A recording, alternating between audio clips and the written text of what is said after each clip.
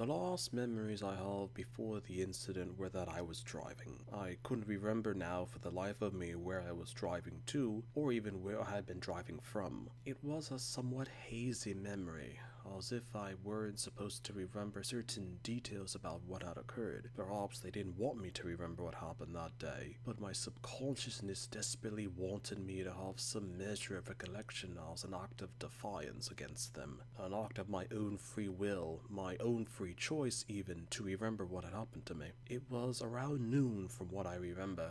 That was the last time I remembered time literally having any meaning for me. I remember being on the air highway heading towards Perth when it happened. It was still early enough that there weren't too many cars on the road, and I didn't bother to notice anything. Then, I remember seeing it in the sky.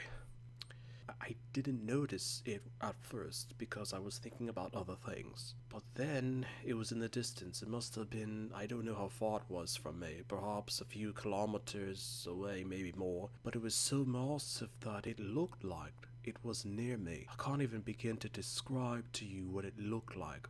It was some sort of gigantic spacecraft. Nothing of this earth could have possibly made it. As when my eyes caught it, I couldn't look away.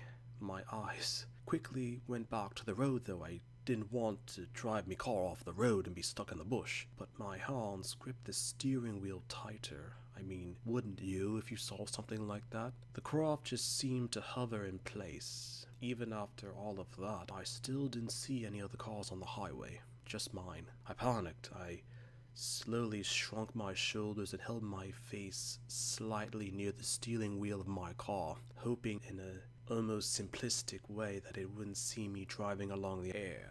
As for a few moments, my car just continued along the highway. The only thing that I heard was the engine of the car, my driver and passenger windows open with the wind in my hair, and I just thought that perhaps maybe it would have just stayed in the air, hovering in that location, and would have left me alone. But then I saw it change direction, and the craft, whatever it was, slowly started moving in my direction. I couldn't help but scream, my eyes darting between the road and the craft, as I slammed my foot onto the pedal and tried to accelerate further. I just wanted to get away from the bloody thing. I didn't know what it wanted with me. Why a bloke like me? What was so special about me? I had tears in my eyes as it came closer. It didn't make any sound, it's just that it somehow flew and levitated kilometers in mere seconds. Eventually, the craft was out of my rearview mirror.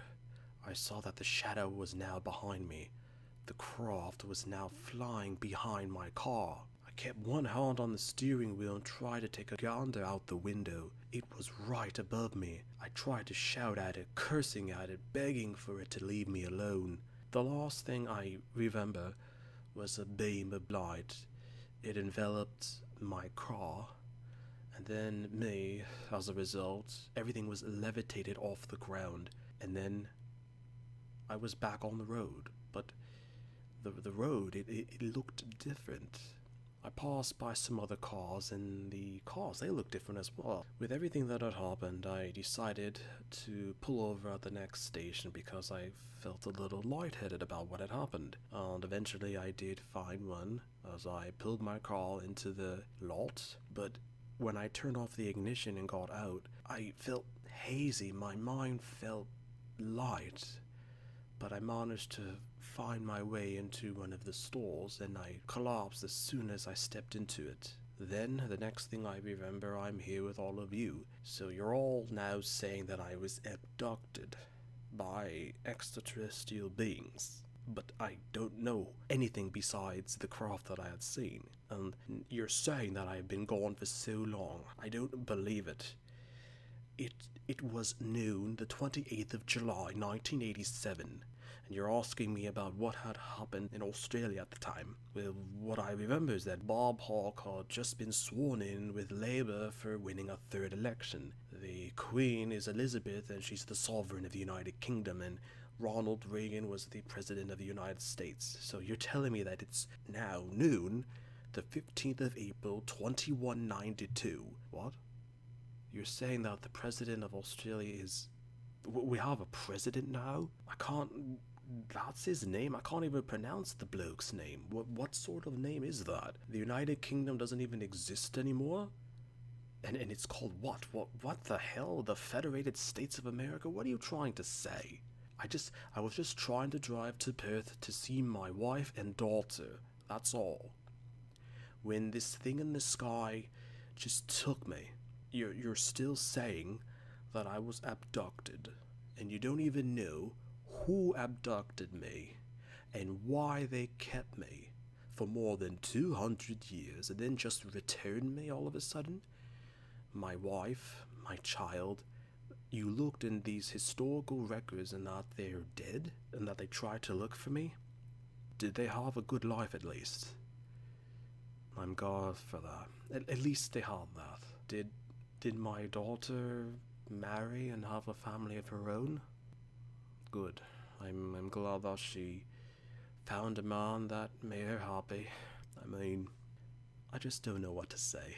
Everything that you're telling me, everything that you're saying right now, how most of Australia is now inhospitable to human beings. You're saying that most of Australia is not even worth living in, and that I have the option of either relocating to Wellington or Honolulu. I just need some time to think. I want to visit my wife and my daughter's graves and pay my respects. I'm not doing anything else besides that at the moment. What? No, damn it, I'm not alright.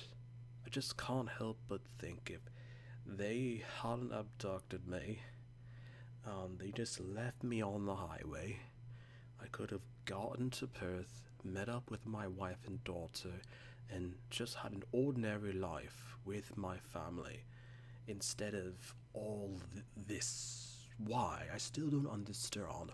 Why did they pick me? Why? You don't have an answer for that, don't you? Yet you're asking me all of these questions. What do you mean they wanted to see my reaction to all of this? I'm just a bloody joke to them? That my suffering and pain of losing my wife, my daughter, my mates, everyone I've ever known and loved is gone, dead now for more than 2 centuries. And they wanted to see my reaction to this? Are they listening right now? Are they? If they are, then god damn all of you.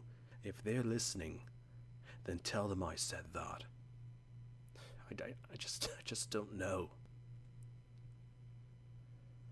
I don't know anything anymore.